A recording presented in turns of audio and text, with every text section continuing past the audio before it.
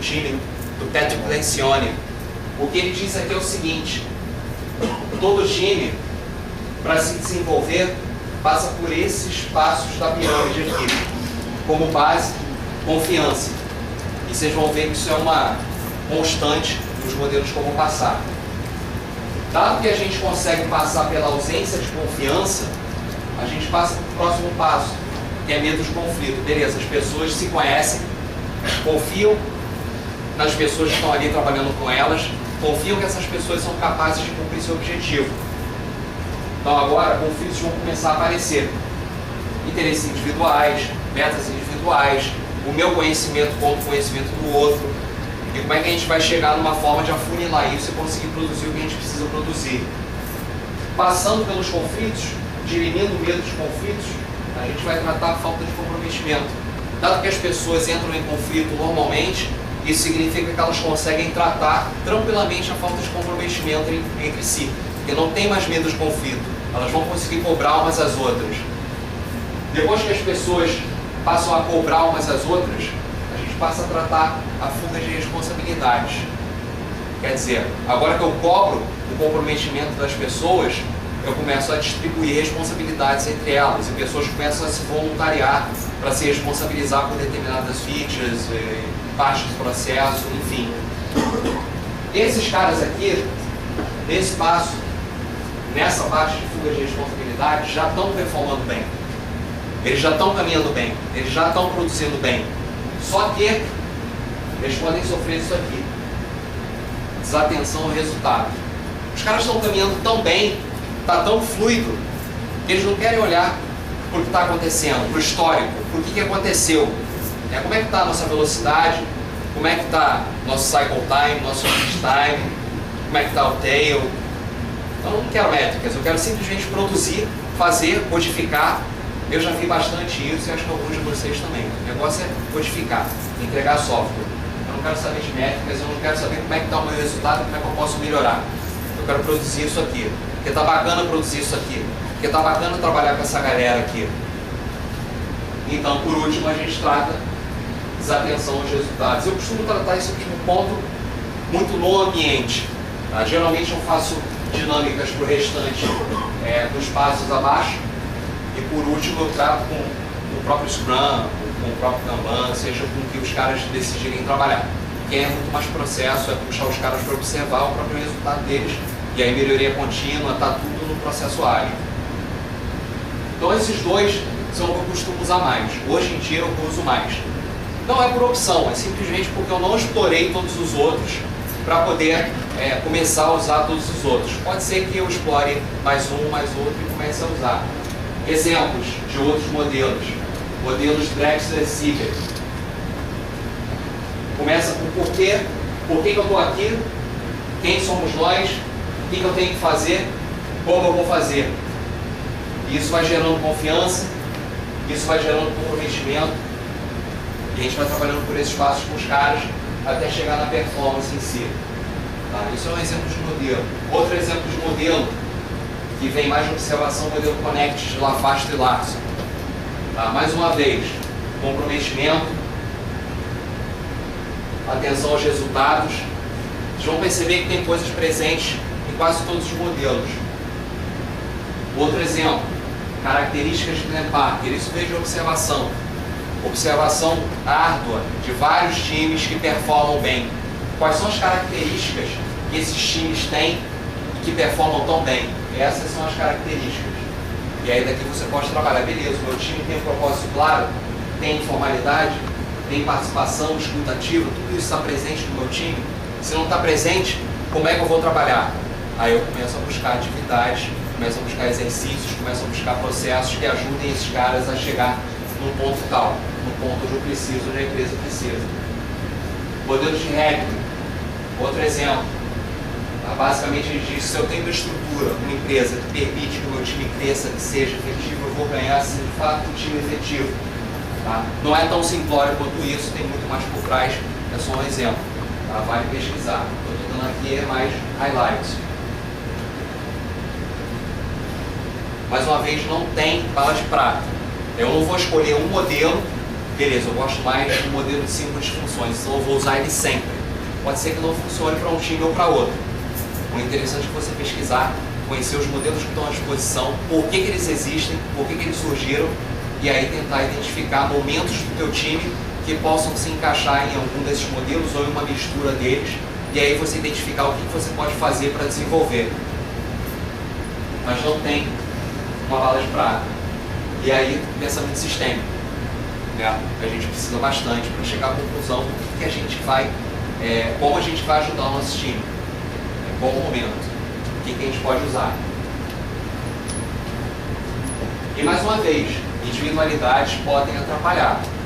A gente está trabalhando o senso coletivo, a gente está trabalhando o tempo inteiro o coletivo, mas a gente não pode esquecer que as pessoas têm suas metas, que as pessoas têm seus problemas, suas experiências, e a gente tem que levar isso em consideração. A gente tem que estar preparado para essas coisas. Pessoas podem ficar doentes por um longo período de tempo, como está acontecendo no meu time. Pessoas podem ter problemas com drogas, podem ter problemas no relacionamento amoroso, e a gente tem que considerar. Não é só aplicar um modelo e pronto, sair um time de alta performance. Não é. A gente está trabalhando com seres humanos. O ideal é buscar equilíbrio. Vamos olhar para o coletivo, vamos trabalhar o coletivo, mas vamos trabalhar o individual também. Vamos ajudar esse cara que tem metas individuais a aliar as metas individuais dele às metas do time. Isso que a gente costuma fazer lá na Globo. Quais são as suas metas individuais? Como é que você quer se desenvolver? Agora vamos olhar para o time. Qual a meta do time? Como é que a gente pode encaixar? E quais são as metas das outras pessoas? Como é que as outras pessoas podem te ajudar com as suas metas? E aí a gente faz o encaixe de todo mundo e o encaixe com a meta principal do time, com a meta de produto.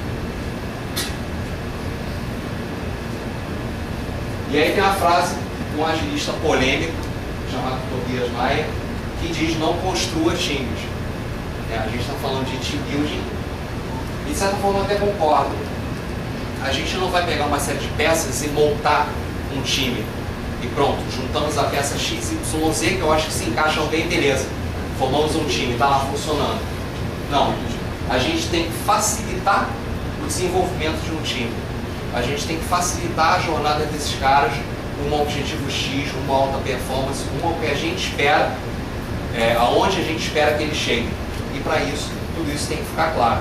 A gente está ali como facilitador, tirando os obstáculos da frente desses caras, e a gente está dizendo o norte para onde esses caras têm que rumar. Então, é muito mais árduo do que só juntar as peças, tirar os obstáculos da frente para isso tudo acontecer. Tá aí outro exemplo. Isso aqui surge. Uma bola aparece, junta 1, 2, 3, 4, daqui a pouco formaram seus times e estão jogando. Ninguém precisou selecionar as pessoas que iam estar ali, você que é mais forte vai para ali, vamos equilibrar o time lá. Provavelmente isso acontece naturalmente, mas isso simplesmente surge. Então isso já acontece naturalmente. A formação de time já acontece naturalmente. O que a gente precisa fazer é eliminar as dificuldades, principalmente corporativas, e também individuais, entre um e outro, de clareza. Nem todo mundo tem clareza de onde a empresa quer que eles cheguem, que produto que a empresa quer que eles desenvolvam. Então o papel da liderança é facilitar. Nem sempre vai funcionar. Pode ser que um membro ou outro não funcione em um determinado time. Não significa que esse cara não vai funcionar em time nenhum. Aí é trabalhar com o cidadão, vamos ver aonde você pode se encaixar, aonde você pode contribuir, quais são as suas capacidades, as suas competências, e vamos ver se você se encaixa em um outro time, em um time que seja melhor para você, que encaixe mais com a sua personalidade, com as suas experiências. Então, não devemos forçar a permanência de alguém. Se esse cara não está funcionando, não está fluindo, vamos buscar entender e vamos buscar um outro time para esse cara, uma outra oportunidade, uma outra empresa, mas que isso seja suave, que isso seja leve, que ele entenda de fato que ele não está conseguindo dar o melhor dele ali. Recentemente eu vi isso acontecer. A gente estava trabalhando há um tempinho atrás com uma pessoa que não estava rendendo em um determinado time. Essa pessoa saiu da empresa, não era Globo ainda, e foi para outra empresa e começou a render maravilhosamente bem. E não fez nenhum treinamento, não melhorou suas competências, era simplesmente o que ele tinha. Mas eram momentos diferentes. Era um momento que estava exigindo demais dele. Ele achou um momento para ele ali, para conseguir dar os passos dele. Então, não funcionar é normal. E aí o objetivo da liderança é tornar a vida da galera molezinha, né? Fazer isso ficar fácil. Não tem ninguém com fome não, né? Tá tipo docezinho, tá tranquilo. O papel da liderança é deixar isso fácil. A gente precisa deixar claro aonde a gente quer chegar. Esse é o papel. Mais uma vez, facilitação. E aí, como a gente faz isso, né? Finalmente? Eu costumo fazer da seguinte forma. Primeiro os caras vão aprender sobre que processo que eu quero que eles sigam, que eu preciso que eles sigam, pelo menos primariamente. Depois eles vão se auto-organizar e de repente chegar no processo que é melhor para eles. Mas que processo eu imaginei para eles? Como é que esses caras podem trabalhar juntos? Quem são eles? E por fim, qual o produto que a gente quer chegar com esse time que a gente está formando? E aí, primeiro, como é que eu faço para esses caras aprenderem sobre o processo? O simples. Mini palestras, mesas redondas, material escrito. Eu junto todo mundo. Galera, é Scrum que a gente vai usar? Scrum funciona de tal forma, é assim, assim, assado, veio de tal lugar, o histórico é esse é o processo, essas são as ferramentas, esses são os passos. Kanban, idem. Mini palestra, pode se transformar em uma mesa redonda automaticamente. As pessoas podem começar a discutir e a trocar ideias. E de repente, algumas modificações podem acontecer ali em logo nesse primeiro momento. E aí, material escrito. Dado que eu deixei claro para a galera qual é o processo que a gente quer seguir, beleza, vamos dar uma estudada, vamos tirar dúvida. Surgindo dúvida, me procura. Vamos aparar as arestas e bola para frente. Então, sobre o processo é simples. Está tudo definido, é explicar, levar o material para eles e puxar para os caras dele, puxar para os caras darem estudado. Então, está claro que processo que eu quero que esses caras sigam, como eu quero que eles trabalhem. E aí, como é que a gente aprende sobre as pessoas? Como fazer para eles aprenderem sobre si mesmos? Em um mesmo dia, tudo isso eu costumo fazer em um dia só, tá? Dado que eu passei que processo que eu quero que eles sigam, eu organizo uma série de atividades para eles seguirem. Primeiro eu faço isso aqui que eu estou fazendo com vocês. Eu explico sobre times, como é que se forma, tudo isso aqui. Isso fica transparente para os caras. Como é que tudo isso funciona. Depois eu distribuo assessments para eles sobre personalidade, sobre níveis de conflito. Esses caras respondem e as respostas eles enviam para o próprio time. E todo mundo fica conhecendo a personalidade de cada um, pelo menos ali com aquele material. Isso já é um passo adiante. A gente quer eliminar um pedaço da formação. A parte boa, digamos assim, o antes do conflito, eu não quero para o meu time. Isso, beleza, eu sei o que vai acontecer. As pessoas vão se segurar para dar uma opinião mais forte e tal. Beleza, vamos chegar no conflito e vamos normatizar isso aqui logo. Tá? Então vamos se conhecer. E aí essas respostas são distribuídas e as pessoas já se conhecem num primeiro momento. Já tem as características interessadas. Depois eu tenho 2 exercícios com objetivos similares, para falar sobre experiências. Qual a experiência de cada pessoa? Tá? Eu tenho histórias pessoais, linhas de jornada. Basicamente, por onde eu passei, de onde eu vim, quais são as minhas competências, quais os pontos negativos na minha carreira, pontos positivos.